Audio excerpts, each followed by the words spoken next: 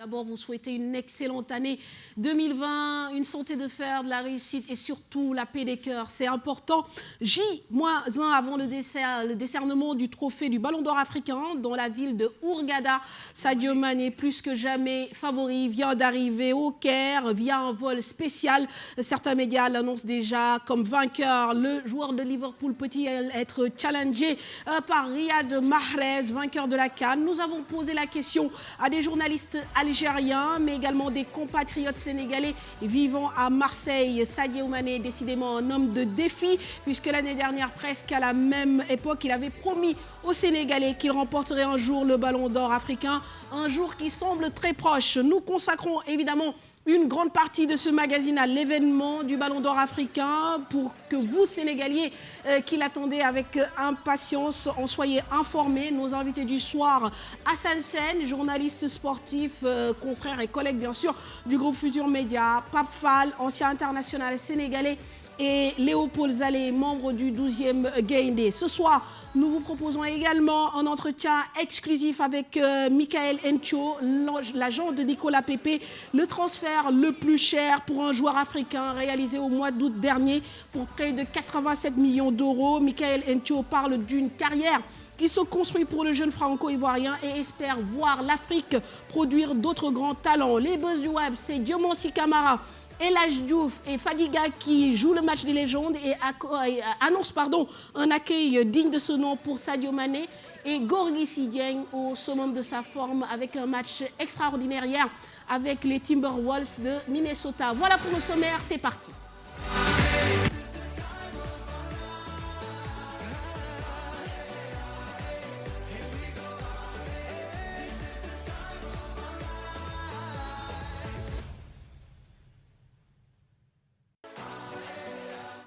Cher Tidiane, bonsoir. Bonsoir, Mampatou, bonsoir aux invités et bonsoir aux téléspectateurs. Bonne année. Bonne année à toi et à toute la population sénégalaise qui nous suit tous les lundis. Et tout ce qui nous regarde. Bonsoir, monsieur Zalé. Bonsoir, Mampatou. Merci déjà de m'avoir invité au nom du 12e Gaïndé. Voilà, pour la TFM, on souhaite une bonne et heureuse année, à commencer par le PDG. Très bien. Voilà, qui est un ami du 12e Gaïndé, qui a toujours dit de très belles choses sur le 12e Gaïndé. Merci à vous, merci à tout le monde, merci à Pape et à Hassan. Parce que voilà un grand, c'est lui, voilà, c'est lui qui m'a élevé. Ah, Hassan, super. Ouais, à Wakam. Moi, quelque part, je suis Lébou. Bah. Alors, Hassan, bonsoir. Bonsoir, merci Léopold, bonsoir tout le monde, bonsoir Mampatou.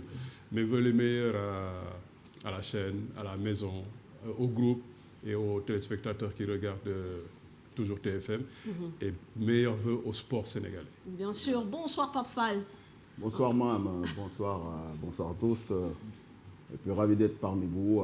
Bonsoir à Léopold, à Chatidiane, que je suis souvent, Mam. C'est une première. Ouais, nous sommes ravis. Bonsoir aussi à Hassan et profiter de l'occasion pour souhaiter une bonne heureuse année 2020. Que cette année vraiment soit une année de santé, de prospérité et puis de bonheur pour toute la population sénégalaise. Et on espère que cette année va bien commencer pour le football sénégalais avec bien sûr cette cérémonie du Ballon d'Or dont on attend beaucoup de choses. Le sacre évidemment de Sadio Mané annoncé un peu partout. En tout cas, ça a fuité dans les médias, mais on peut déjà vous dire que lui, il est arrivé au Caire. Nous allons tout de suite découvrir les premières images de son arrivée. Donc Sadio Mané qui est arrivé via vol spécial avec... entouré en tout cas de personnes qu'il aime. Nous allons certainement découvrir les images dans quelques instants. En attendant, retenez également que les festivités pour ces CAF Awards 2019 ont démarré cet après-midi avec déjà un match de gala au pied des pyramides de Gizeh où se sont retrouvées des légendes africaines, notamment Jérémy Ditab, Khalilou Fatiga, El Hadji Diouf, Kaloucha Balia, Mido, Ahmed Hassan et même des anciennes légendes sud-américaines. Voilà, donc on va découvrir l'arrivée de Sadio Mané, donc en photo, les premières images de l'international sénégalais sociétaire de Liverpool, accueilli par les autorités égyptiennes évidemment, accompagné également par une forte délégation venant de Liverpool, des images évidemment qui nous font plaisir et qui nous font croire plus que jamais, Hassan, Pape et Léopold, que ce Ballon d'Or est en route pour Dakar. Hassan, vous y croyez fortement, j'imagine. Dur comme plus que El Hadji Diouf qui y croit à 100%. À 1000%. De toute façon, tout le dessine, tout le trace. Sadio a tellement bien travaillé cette saison que normalement, comme dirait un dirigeant sénégalais, s'il ne l'est pas, ce sera la risée de l'Afrique. Donc c'est quasiment certain et il était temps. Puis les événements qui montrent que c'est lui qui s'est déplacé. Les autres, tu en parleras peut-être. Oui, on a les images, les arrivées de Mahrez et Salah. Non. Ah, ils sont arrivés? Je demande. non, ils ne sont pas arrivés. Nous, on sait que, voilà, Sadio... Mahrez, lui, c'est sûr, il n'arrive pas. Voilà, lui, il a dit, il s'est excusé, il a dit pourquoi il n'arrivait pas. Salah, chez lui, il vient pas. C'est bizarre. Bon, alors pour Mahrez, on sait que demain, il y a une demi-finale donc, de la League Cup. Donc Manchester United contre Manchester City. C'est un derby et un match très important, sachant que City est déjà très en retard par rapport au championnat. Donc c'est un titre à aller chercher. Donc on peut comprendre aisément pourquoi il n'est pas là. Par contre, pour Mahrez, on se pose des questions. Pour Salah, pardon. De savoir si ça représente ou pas. Et s'il ne vient pas... Oh là là, mais s'il ne vient pas, ça sera vraiment ça sera une honte. De la part, je crois, du football africain. Bon, je crois que la fédération égyptienne ne doit même pas accepter ça. Parce qu'il doit être présent. Parce que quand les choses se sont passées au niveau du Sénégal, je crois qu'il y avait la présence. Il y avait la présence de Sadio, donc il doit faire de même. Voilà. Ça va être vraiment un acte vraiment très répugnant bon, s'il n'est pas vraiment présent. Ça va. Alors Léopold, votre avis là-dessus? Bon, Salah qui ne devrait pas être là, d'après les informations qu'on a, même s'il paraît qu'il y a des tractations pour le faire quand même venir à la cérémonie, ce qui est quand même une juste chose, puisque l'année dernière, Sadio était là, en sa compagnie, sur la scène, l'encourageant, alors qu'il avait perdu. Donc si Salah ne vient pas, ce serait peut-être... Voilà, vous savez, vous avez raison, mais c'est devenu une nouvelle règle dans le monde du football lors des distinctions. On l'a vu avec Messi, on l'a vu avec Ronaldo. Maintenant, comme il y a des fuites à l'avance, les gens savent déjà qui gagne. Alors les autres jugent, ils jugent que ce n'est pas nécessaire de se déplacer, alors que ce n'est pas normal. Parce qu'on doit être là quand on gagne, mais quand on sait qu'on ne gagne pas aussi, on doit être fair play et venir comme le dit Pape. Je pense qu'il était là l'année dernière, Sadio était là, il a accepté de venir. Parce que Sadio ne pouvait pas ne pas venir. Déjà, c'était chez lui. Il fallait qu'il vienne. Bon, lui aussi, il fallait qu'il aille en Égypte. Peut-être, je me dis, est-ce que Mamfatou, ce n'est pas lié aussi à la CAN passée? Oui, effectivement. Le fait qu'il soit éliminé, tout un peuple qui l'attendait. Vous étiez en Égypte, vous avez vu comment ça s'est passé. C'était la déception. Je me dis peut-être, je ne sais pas, je ne suis pas dans la conscience. Mais par contre, ceci prouve, les absences prouvent nettement que c'est Sadio qui gagne. C'est clair. Parce que si Salah était sûr et certain que c'est lui qui allait gagner, il allait venir. Parce qu'on ne prend pas le ballon d'or à la place de quelqu'un. C'est lui qui le prend. On va essayer de garder un semblant de suspense, mais quelque part, Léopold, je pense qu'on peut considérer qu'il y a une fracture entre Mo Salah déjà et le peuple égyptien, du fait de cette élimination précoce à la dernière CAN. Et puis, il y a eu d'autres choses avec la fédération. Il a fait des sorties, Salah, sur les réseaux sociaux. Je pense par rapport à ses supporters égyptiens. Déjà bien avant la CAN, lors déjà du mondial, à un moment, ça ne s'était pas très bien passé. Il est parti un peu aussi fâché avec sa fédération. Il a fallu recoller les morceaux pour cette CAN qui s'organisait chez eux. Il revient en espérant que cette union peut se retrouver avec une victoire finale. Malheureusement, ça se passe très mal en Égypte. Bon, après, derrière, c'est un peu compliqué. Mais j'espère que la CAF et l'Égypte, le siège étant là-bas, ils vont faire des pieds et des mains. Mais quand même, il ne faut pas le contraindre, Salah. Moi, je pense qu'à travers ce geste, il montre le joueur qu'il est sur le terrain. C'est vrai. Un joueur qui, je ne sais pas, individualiste, qui joue selfish. Parce que quand même, rappelez-vous, Iniesta, il a gagné la Coupe du Monde. Je sais pas, il était en compétition avec Messi et Xavi, tout en sachant que c'est Messi, un coéquipier qui a gagné, mais ils ont tous allé ensemble. Et là aussi, c'est un partenaire de Liverpool quand même. Et au Caire, je pense que le mieux, en tant que gentleman, il aurait dû faire le déplacement et peut-être même remettre lui-même le ballon d'or. On n'a rien contre le talent du joueur en tant que tel. C'est un grand monsieur. Mais Cheikh a dit aussi, Cheikh a dit une chose très importante. Son comportement des fois dans le terrain doit nous pousser à ne pas être surpris. Parce qu'il pense qu'à chaque fois que ça doit être lui Ça doit être lui. C'est lui qui doit marquer. Un connautre ne doit marquer, c'est lui. Il pense premièrement à sa propre personne.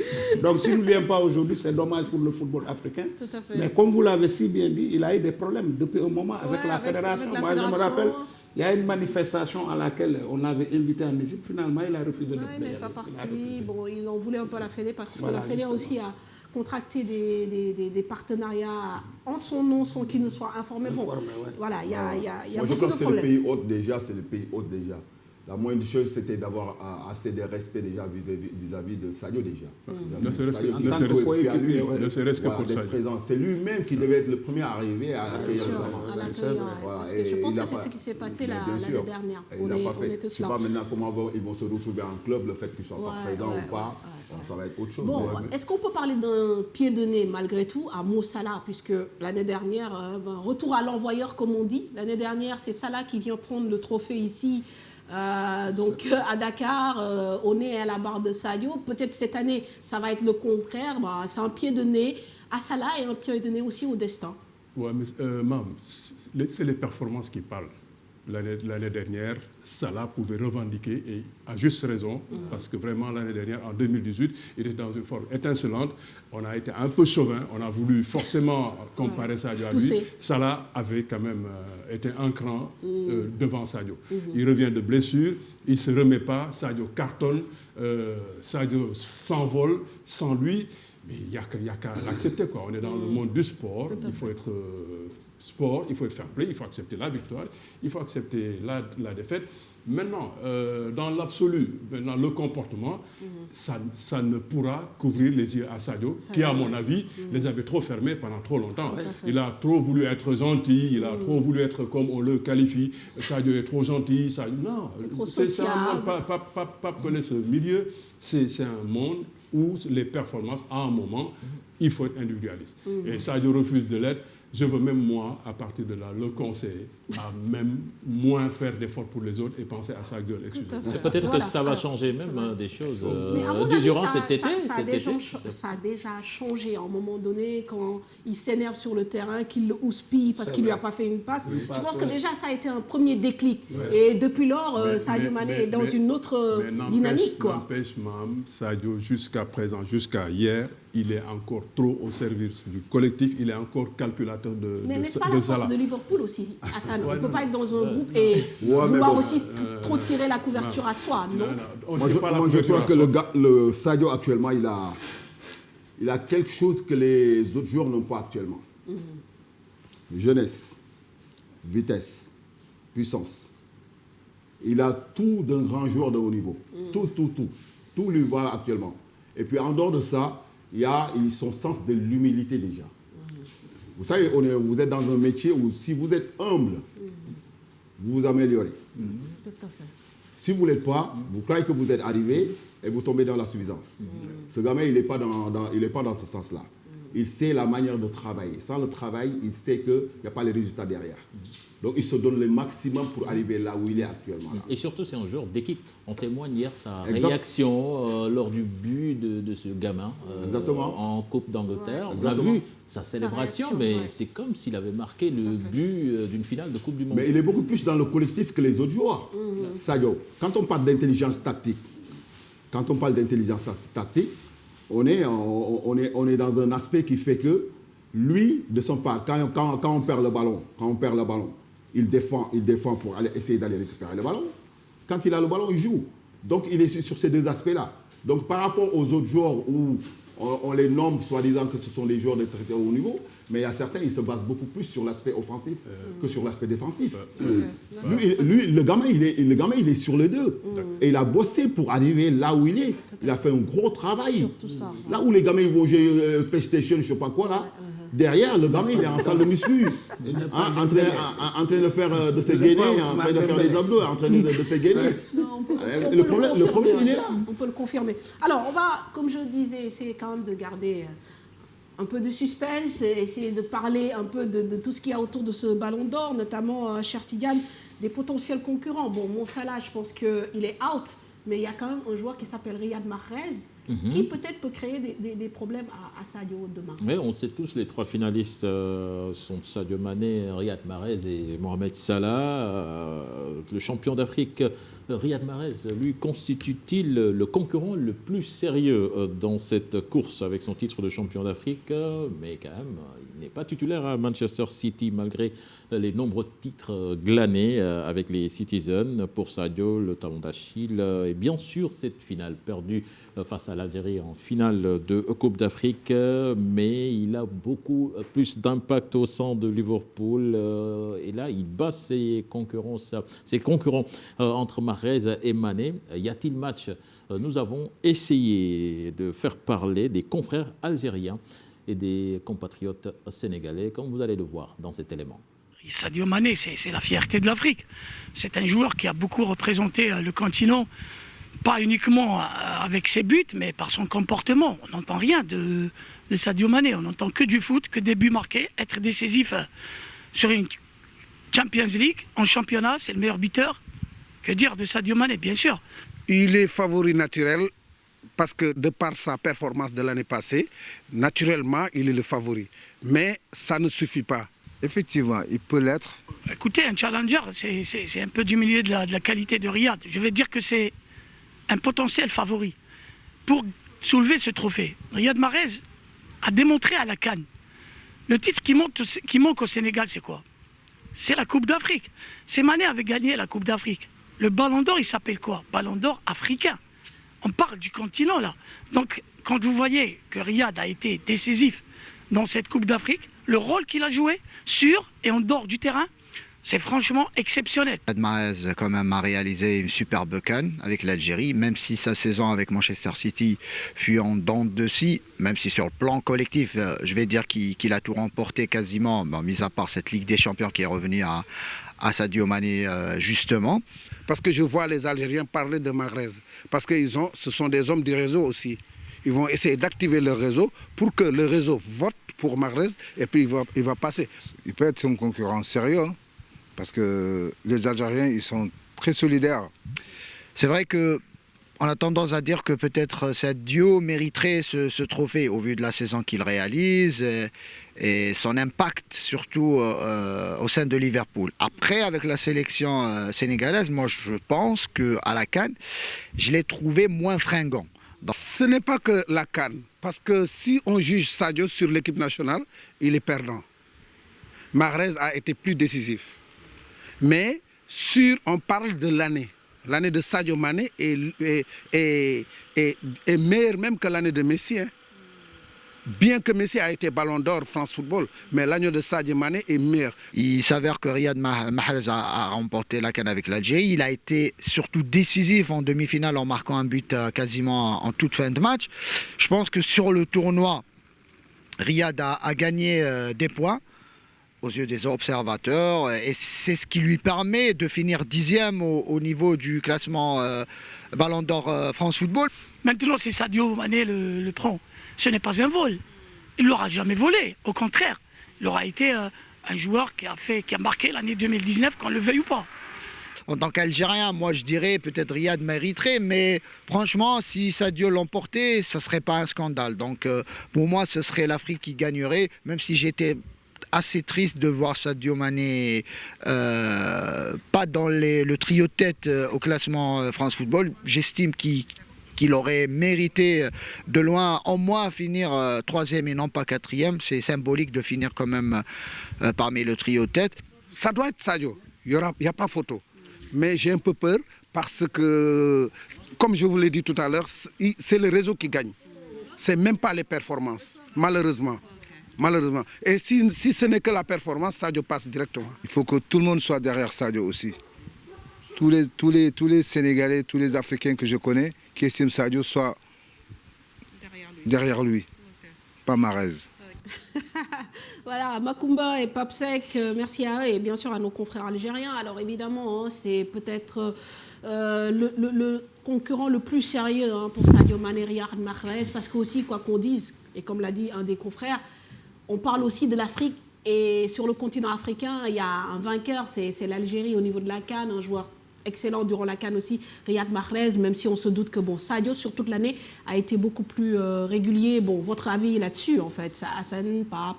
L'expérience a montré que la CAN n'est pas n'est pas fondamentalement... non, ça ne pèse pas aussi lourd. Les différents ballons d'or avant n'avaient pas gagné la CAN. Et Mahrez, c'est vrai qu'il a eu un boom pendant cette compétition, mais il était perdu dans les profondeurs, alors que Sadio, sur toute l'année, il a été constant, il a été décisif. Il est un des maillons forts de Liverpool qui écrase actuellement tout, alors que Mahrez, il est deuxième couteau à City. Donc vraiment, sur les performances annuelles, il n'y a pas photo. Très bien. Maintenant, qui veut être un peu filou ou... Bon, on parle de réseau. Par exemple, Pape a dit que oui, souvent, bon, les Maghrébins sont solidaires, qu'il y a un réseau aussi qui travaille pour le vote, parce que parfois aussi le vote est lié à l'affect. Ça, on l'a vu pour le Ballon d'Or. Sinon, Cristiano Ronaldo n'est jamais troisième à ce Ballon d'Or. Pape, est-ce que ça peut créer un petit suspense? Est-ce qu'il y a des lobbies qui travaillent pour que, justement, un Mahrez vienne créer la surprise?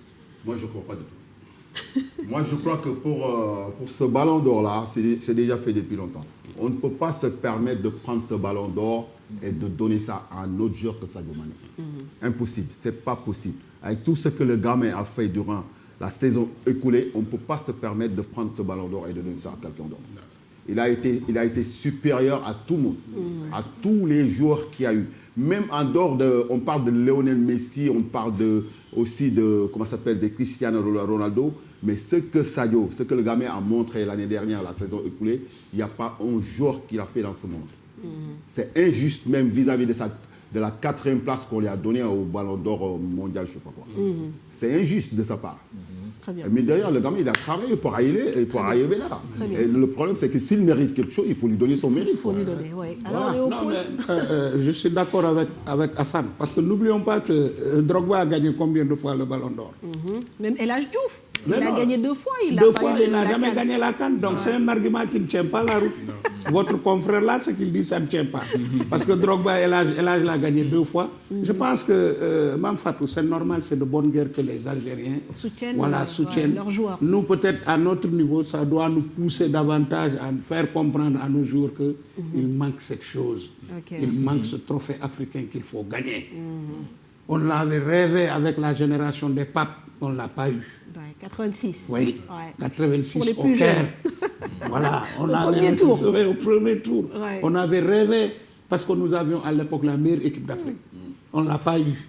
Alors, on ne va pas revenir sur ça. Il y a eu 2002 et puis maintenant 2010. Il y a eu 2002, Manfatou, à Bamako.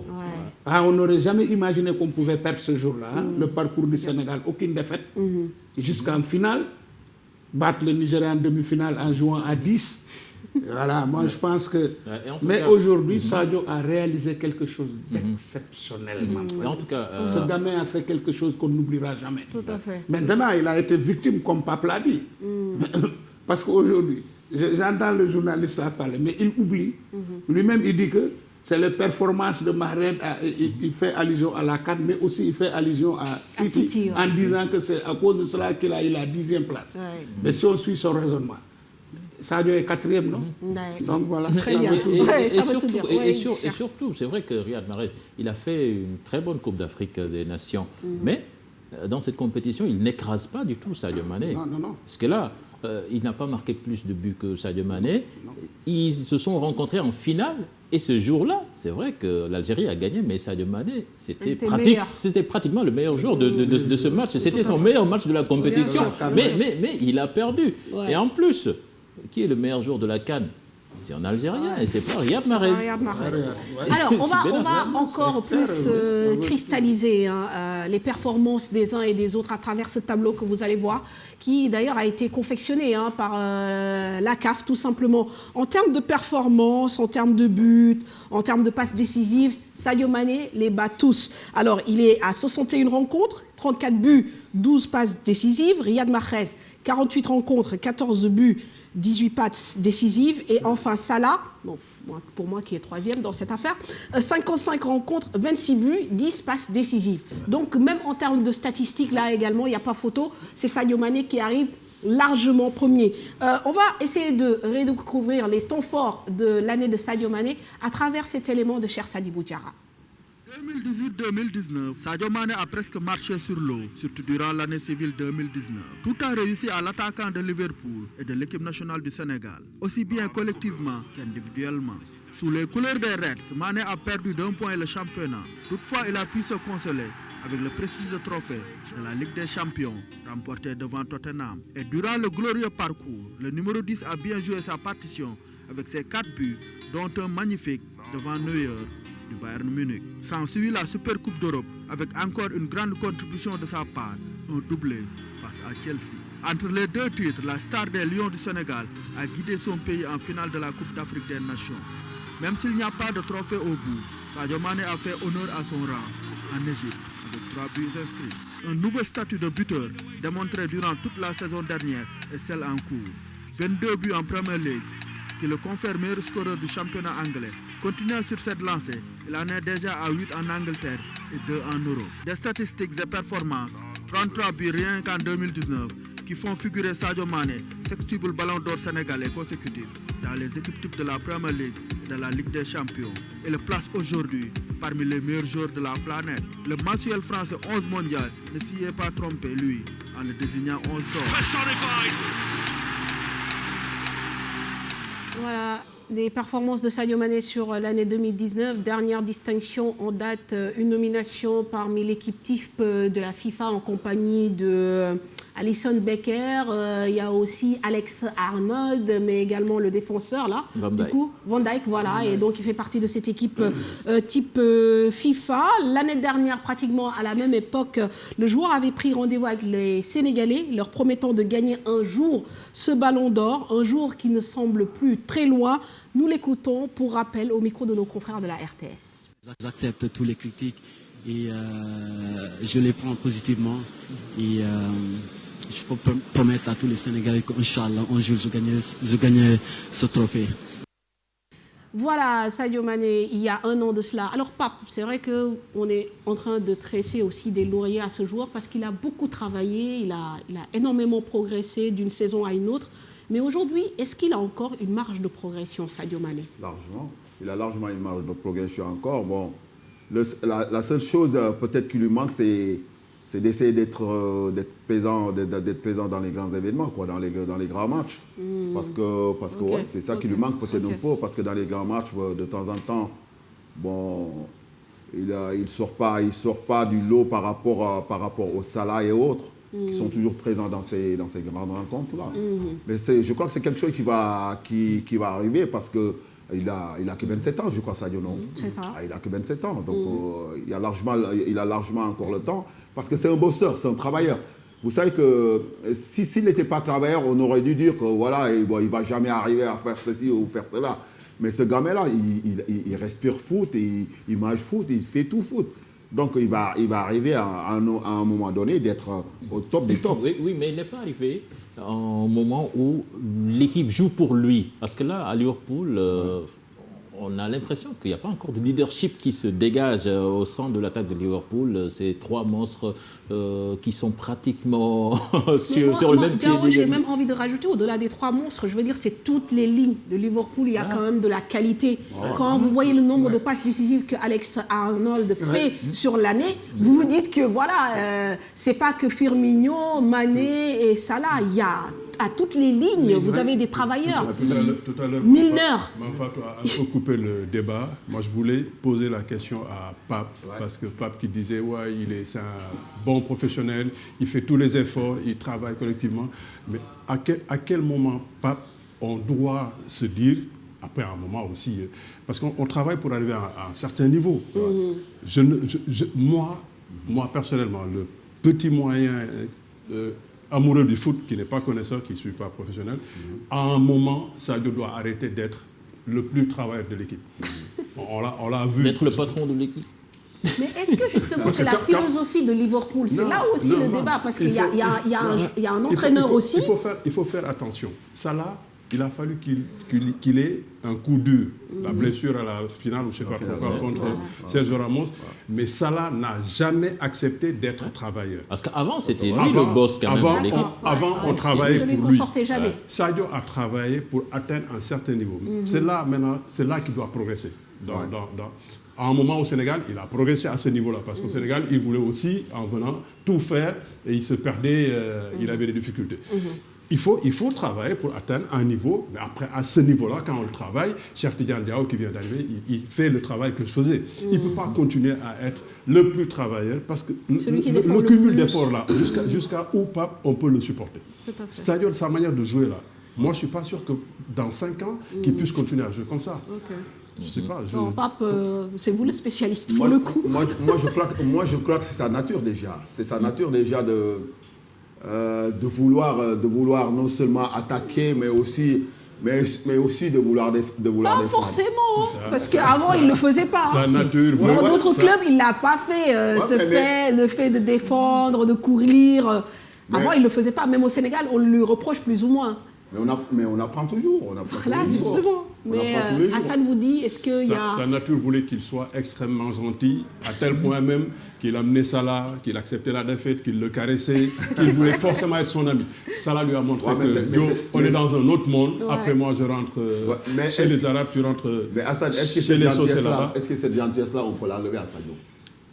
Il faut qu'il comprenne. Il faut qu'il arrête d'être trop gentil. Mais le point où on peut peut-être voir le mérite et la progression de Sadio, c'est au plan mental. C'est-à-dire, quand même, il était à un point où il était second derrière Salah. Aujourd'hui, il est le numéro 1. Pour moi, aujourd'hui, c'est l'atout offensif numéro 1 de Liverpool. Et quelque part, il a relevé un défi. Il voulait gagner ce ballon d'or.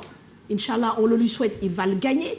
Et dans la même équipe que Salah. Donc, c'est une progression. Sadio a eu un atout depuis le début que personne n'avait. Vitesse d'exécution de Sadio, son coup de rein, sa puissance en accélération. Depuis comment je connais Sadio Mané, ici à Génération Foot, il l'a. Mais à un moment, il ne s'en servait pas. C'est maintenant que Sadio sait qu'il faut toujours aller plus vite que le gars devant. Ça, il l'a toujours eu. Après, il se compliquait la tâche. Comme on a dit au Sénégal, il voulait chercher à faire autre chose. Ce qu'il a, Salah n'a pas le tiers. Dès l'instant qu'il a compris ça, jusqu'à demain, ce sera lui. Maintenant, dire je vais faire le travail d'Alexandre Arnold, de Robertson, pour qu'on dise je suis le plus gentil. Le plus gentil. Non, c'est bon là, ça va. Il a assez travaillé pour atteindre ce niveau. Maintenant, Sadio va devant. Mais Hassan, ça va dépendre aussi de ce que Jürgen Klopp propose. On en vient. La chose est importante aussi au niveau tactique, à la perte du ballon, qu'est-ce qu'il faut faire sur le replacement, les trucs comme ça. Tout ça, c'est au niveau tactique. Il ne peut pas se la jouer solo. Il faudra respecter aussi les consignes de l'entraîneur, ce que l'entraîneur a dit. Tu ne vas pas faire de n'importe quoi. L'entraîneur, s'il est à perte de ballon, il va falloir défendre. Des trucs comme ça, il va falloir défendre. C'est une philosophie. C'est ça aussi. La philosophie de Jürgen, c'est ça. Mais des fois, il y a des joueurs qui tiennent tête à leur coach. On se rappelle de Samuel Eto'o-Fils avec Guardiola. Mais il l'a fait avec Mourinho. Mais il l'a fait avec Mourinho, ce qu'il ne voulait pas faire avec Guardiola. Mais c'est parce que là, il le voulait. Là, il le voulait. C'est pourquoi il l'a fait. Est-ce que c'est la bonne attitude aussi? Je suis convaincu que Klopp est en train de comprendre que si aujourd'hui, il avait la possibilité ou il avait l'obligation de se séparer de quelqu'un, il gardait Sadio, il se séparait de Salah. Il comprend que le maillon fort, c'est Sadio. Mais après, quand on est maillon fort, après, tu obliges ton coach, tu obliges l'institution à salir. Cristiano Ronaldo au Real, on était obligé à un moment, à force de travail, au début, c'était pas lui, mais à force de travail, pour atteindre un niveau, après, tu ramènes les gens à ton niveau. Sadio a assez bossé pour être un patron. Très bien. Il faut qu'il soit un patron, pas fan. Et à Liverpool, toujours, Léopold, parce qu'on parle beaucoup de ces rumeurs de transfert au Real de Madrid, est-ce que vous pensez que Sadio doit encore rester à Liverpool pour encore mieux s'exprimer, glaner des trophées, ou il peut encore viser encore plus haut, parce que le Real, c'est une institution, c'est pas juste un club. Oui, mais enfin, vous avez raison. Mais vous savez, tout le monde savait déjà que Sadio, c'est du talent pur. Mais il faut qu'on reconnaisse une chose, c'est Klopp qui l'a réveillé. Rappelez-vous l'année de Mohamed Salah. On se rappelle quand, il y a un moment donné, tous les Sénégalais étaient fâchés parce que c'est Sadio seul qui sortait. Alors on était tellement fâchés, mais on n'a pas compris. Peut-être il en parle. C'est un entraîneur, Klopp, c'est un grand monsieur. Il l'a fait à Sadio, ça nous a fait très mal. Même on voyait Sadio dans ces sorties-là. Il lui montrait qu'il n'est pas content. Mais cet homme cherchait quelque chose. Il a touché l'orgueil de Sadio. Et on a vu Sadio revenir cette année beaucoup plus fort encore. Maintenant, dans le système de jeu de club, il n'y a pas de star. Hein. Ouais, c'est ça. C'est Manfred, je suis d'accord avec vous. Il a cette philosophie où personne n'est au-dessus. L'année dernière. Non, cher, pardon, cher. Là, je ne suis pas d'accord. Non, je termine, cher. Vous pouvez dire que vous n'êtes pas d'accord, c'est normal, vous êtes libre. Mais je vais vous dire une chose. Il faut suivre les déclarations de club. L'année dernière, Salah, c'était son année. Ça ne veut pas dire qu'il est le leader. Il n'a pas fait de lui le leader. Non. Mais... Non, vous savez, Hassan, qui a parlé de Cristiano Ronaldo? Hassan. Au Real. Comment ça s'est passé? Rappelez-nous. L'entraîneur, à un moment donné, c'est l'entraîneur qui a accepté. Personne ne pouvait venir au Real sans le consentement de Cristiano. Tu es obligé de l'accepter. L'entraîneur te fait leader. Mais ici à Liverpool, le club n'a jamais dit Mohamed Salah, vous êtes leader. Non. Il ne fonctionne pas comme ça, cher. Vous demandez à aujourd'hui. Sur le terrain, Mohamed Salah est leader. Là où on sent qu'aujourd'hui Sadio est leader, Sadio ne sort plus. Ouais. Aujourd'hui, quand on doit sortir un joueur, c'est Salah qui sort. Non. Et donc là, c'est mais justement, je veux dire, mais voilà, exactement, mais du coup, c'est les performances. Mais quand on dit que Liverpool c'est un collectif, qu'il n'y a pas de leader, peut-être que c'est l'année dernière. Mais avant, le leader technique de cette équipe, c'était d'abord Coutinho. C'était d'abord Coutinho qui était le leader technique de cette équipe. Après, il est parti. C'est quand il est parti que Salah a pris le relais. Après, Salah a eu cette blessure qu'il a diminué. Et ça a coïncidé avec cette montée en puissance. Est-ce que ce ne sont pas les résultats, les performances qui vous confèrent ce statut de leader? À un moment donné, Salah était beaucoup plus performant. Normal qu'on le laisse sur le terrain. Aujourd'hui, Sadio Mané a pris la donne, a pris la relève. Normal qu'on le mette en avant. Donc pour moi, c'est pas être leader technique ne faut pas dire forcément être leader d'un groupe. C'est le choix du coach. Tout c'est sur les performances. Oui. Et puis le problème aussi par rapport à Liverpool, c'est que Jürgen il laisse une grande liberté actuellement à Sadio. Hein. Il y a une grande liberté qu'il laisse à Sadio. Moi, je trouve... Avant le Ballon d'Or France Football, vous vous rappelez de la sortie de Jürgen Klopp? Ouais. Mais il a donné le nom de quel joueur de Liverpool comme potentiel vainqueur de ce Ballon d'Or? De Van Dijk. C'est parce qu'il ne pouvait pas choisir entre ces trois monstres en attaque qu'il y juge sur le même pied d'égalité. Allez voir. Cher, tu nous rejoins. Tu nous rejoins. C'est son année.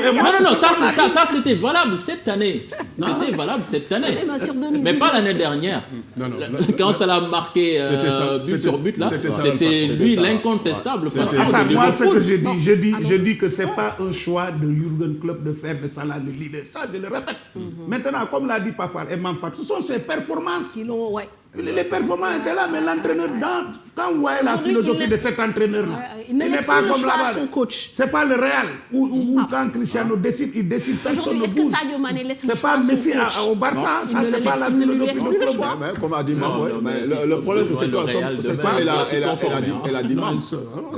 Comme elle a dit Mam. Elle ne laisse pas actuellement, il ne laisse pas le choix au coach de dire c'est lui le leader ou le leader. Vous avez demandé c'est lui qui porte l'équipe. Vous avez demandé dans quel domaine Sadio doit progresser. Sadio doit amener club à faire de lui l'incontournable, le leader. Par ses performances. Et voilà. Et le point sur les grands matchs, est-ce que moi ça me paraît un point important, celui qu'a souligné Pape, c'est-à-dire être au devant de la scène lors des grands matchs, pouvoir aussi, entre guillemets, tirer les pénaltys, les marquer, parce que bon, on sait que sur la finale contre Tottenham, il provoque le pénalty, mais il ne va pas le tirer parce que, voilà. Tout à l'heure, Papa posait la question de savoir est-ce que son caractère ou son état d'esprit. Au jour d'aujourd'hui, dans le foot actuel, il y a des motivateurs. Sadio doit changer d'attitude, d'éducation, de tout ce que vous voulez. Non, mais Hassan, est-ce qu'on va continuer à l'aimer s'il change d'attitude? Et ça lui réussit plutôt bien. Il sera plus Sadio, il sera moins introverti. Hassan, il trouve qu'il est trop gentil. Il est trop gentil. Non, mais quelque part, Hassan a raison. Il a raison.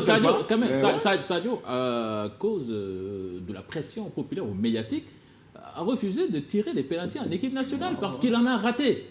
Et ça, c'est pas bien. Non, mais peut-être qu'il n'y a pas que la pression. Peut-être qu'il se rend compte qu'il n'est pas bon pour tirer les pénaltys. Non, mais c'est pas normal. Un joueur de son niveau. Oui, mais justement, la normalité, c'est ça, de ne pas savoir les tirer bien. Voilà, Manfat, vous avez tellement raison. Je prends l'exemple de Roger Mendy, Pape. Quand il nous a fait éliminer ici à Demba Diop, je crois que c'était face à l'Angola. Il tire, L'arbitre, dans la pression de Demba Diop, dans la cuvette de Demba Diop, l'arbitre dit que non, je n'ai pas tiré. Je n'ai pas sifflé. On le redonne le pénalty. Éliminatoire. Roger, il tire, il rate. Mais après, voilà, il a dit, Hassan est là, Pape est là, je ne tirerai plus. Je ne vais plus tirer de pénalty. Parce que c'est la même chose que Sadio. C'est-à-dire, n'oubliez pas aussi quand le gosse a raté le pénalty, la voiture de son oncle a été brûlée ici à Dakar. Caillassé. Ça aussi, il faut le reconnaître. Maintenant, cette pression-là, il se l'est mise lui-même. Alors que il devait utiliser ça de manière positive. C'est là où il doit aussi progresser, je suis d'accord. Il faut qu'il tire les pénaltys. 22 buts l'année dernière sans tirer un seul pénalty. C'est 26. Le mérite du gosse. L'année dernière, justement, il ne pouvait pas tirer, comme l'a dit Cher, le leader technique de Liverpool, c'était Salah, c'est lui qui tire. Mais Sadio, il faut se rendre compte qu'à l'entraînement, il ne tire pas. Mais on va faire appel à Pape, c'est-à-dire... Est-ce que Sadio, dans sa façon de tirer les pénaltys, se donne toutes les chances de les marquer? Parce qu'à un moment donné aussi, il y a une hiérarchie, parce que tu prends celui qui les tire le mieux. Et c'est un point peut-être de progression. Moi, je crois que les pénaltys, c'est un geste technique déjà. C'est technique ça, déjà, les pénaltys. Il va falloir tout simplement essayer de travailler ça à l'entraînement sur de la répète, sur de la répétition.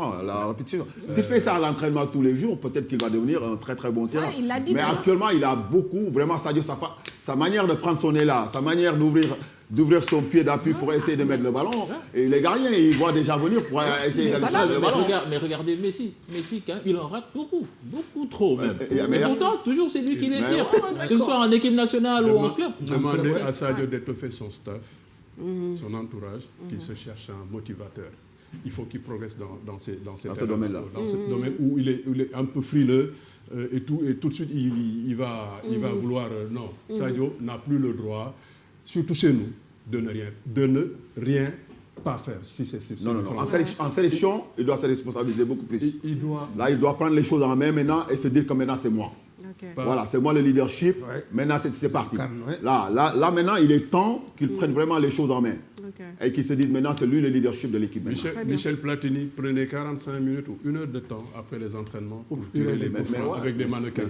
Sadio, quand il vient chez nous, c'est lui notre leader technique par la force des choses, les balles arrêtées et tout. Je suis convaincu qu'il ne travaille pas assez pour ça. Voilà, Jean-Pierre Papa, que ce soit penalty, il n'a qu'à donner de ses primes à Alisson Becker, aux 2 autres gardiens.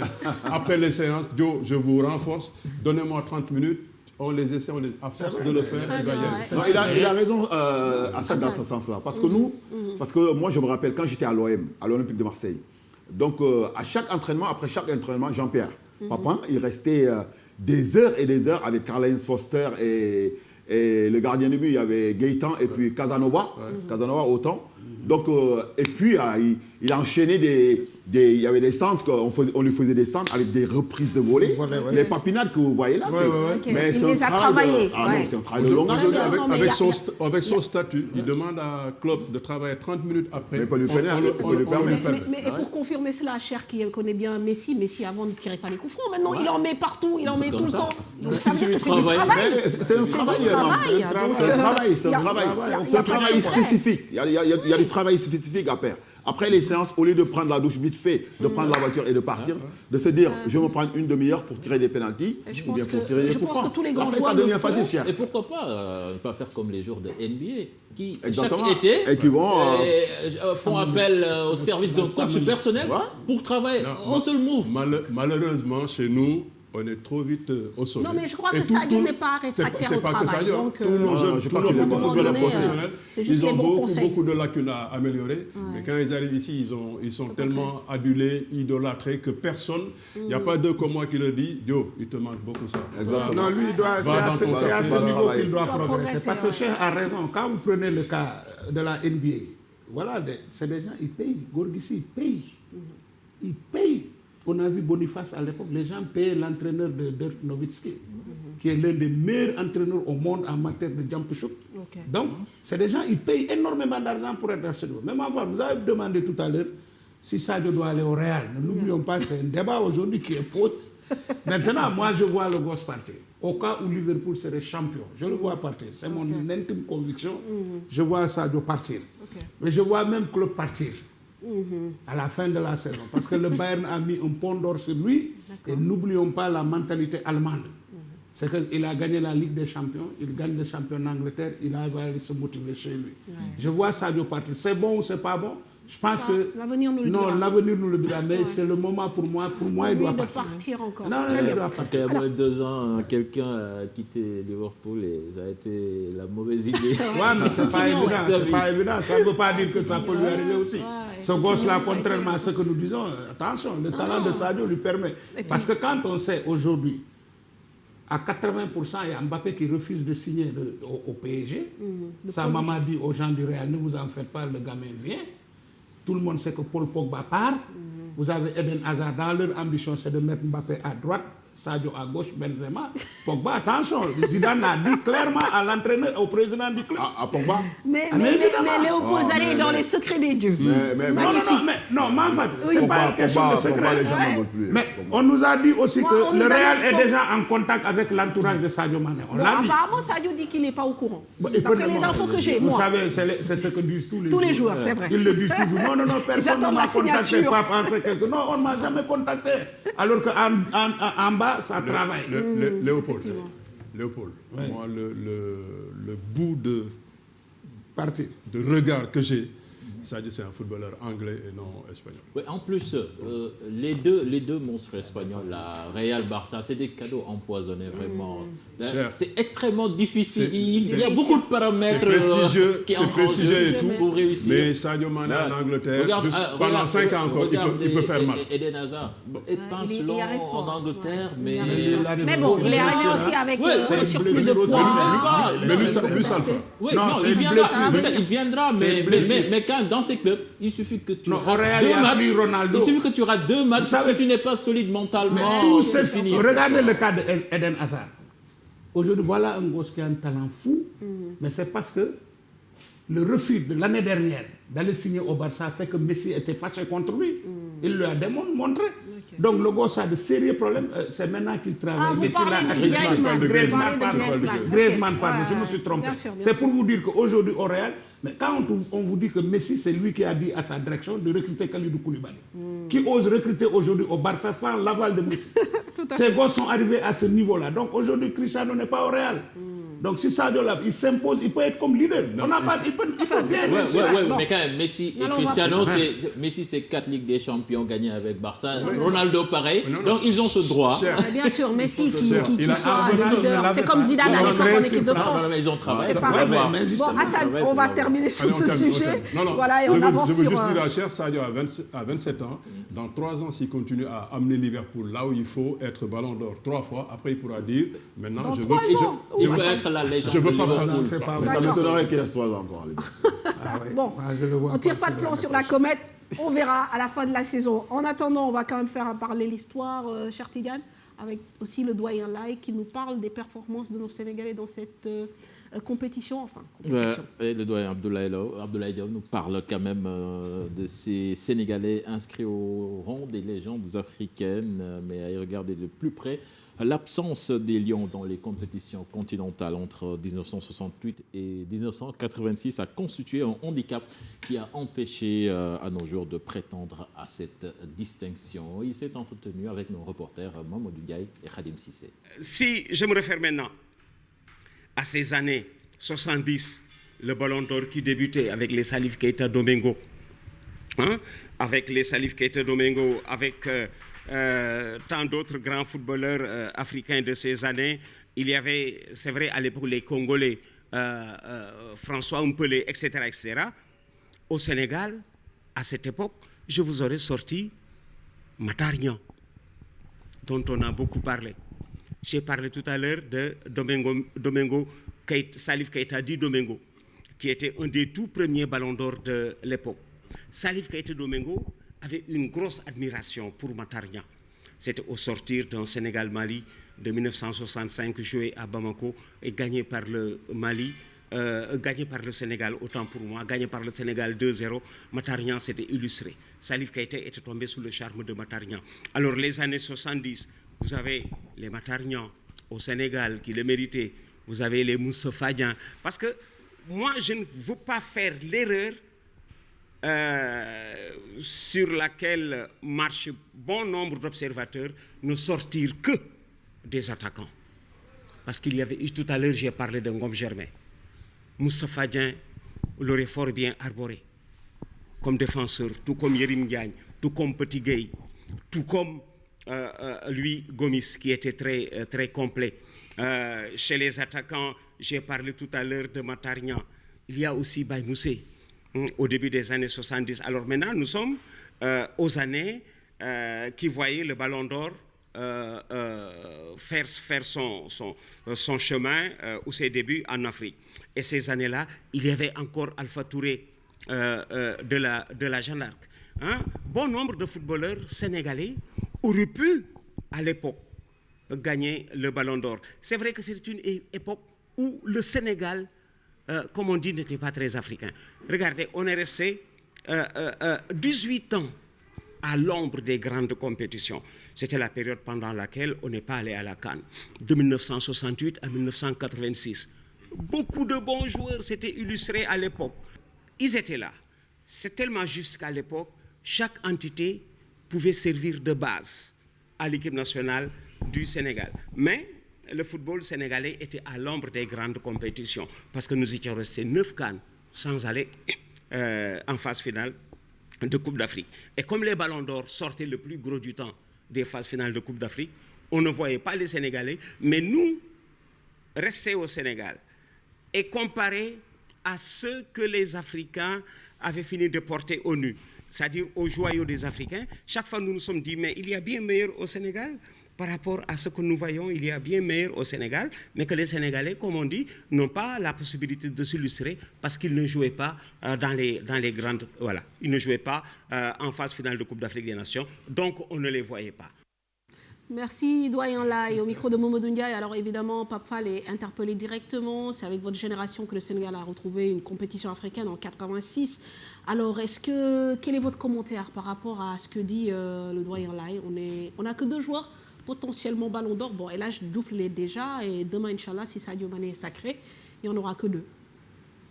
Oui, il y avait pas mal de talent, comme là il vient juste de le dire. Bon, autant des Matarnia, il a parlé des Matarnia, des Alpha Touré. Moi j'ai été entraîné par Alpha aussi, Alpha Touré à la Jeanne d'Arc de Dakar.